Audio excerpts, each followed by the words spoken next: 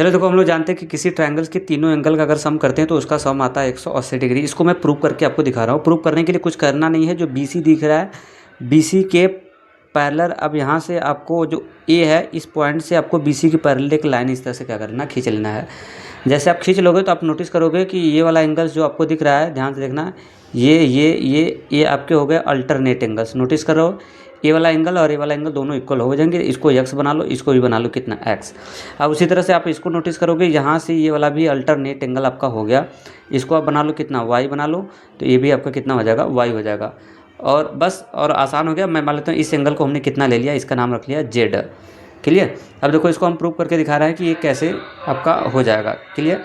देखो, यहाँ से एंगल x और एंगल x, ये दोनों आपस में क्या हो जाएंगे, इक्वल हो जाएंगे।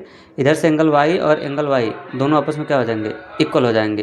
Angle x equal angle x हो जाएगा। ये वाला एंगल इसके बराबर होगा, ऐसे कर लो। एंगल x इक्वल्स टू क्या होगा, एंगल x हो जाएगा।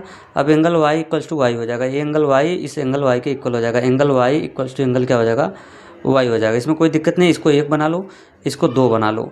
और ये एंगल z, ये z है, इसको आप z के बराबर तो ले ही सकते हो, कोई दिक्कत नहीं। जैसे 4 4 के बराबर हो सकता है, 5 5 के बराबर हो सकता है, तो उसी तरह z बराबर हो सकता है किसके, खुद के।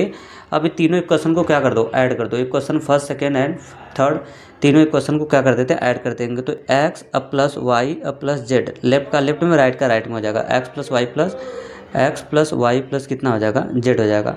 क्लियर। यहाँ से ऐड कर दो। अब देखो, x plus Y plus z, अब बताओ x plus Y plus z, इन तीनों का सम करूँगा तो हमें मिल जाएगा कितना, 180 डिग्री। तो यहाँ पे 180 डिग्री डाल दो। और यहाँ पे जो x plus Y plus z है, उस x की जगह डाल दो एंगल b, एंगल क्या डाल दो, b डाल दो। अब प्लस y की जगह डाल दो, अब y की जगह डाल दो एंगल कितना, c। अब प्लस z की जगह एंगल डाल दो कितना, a।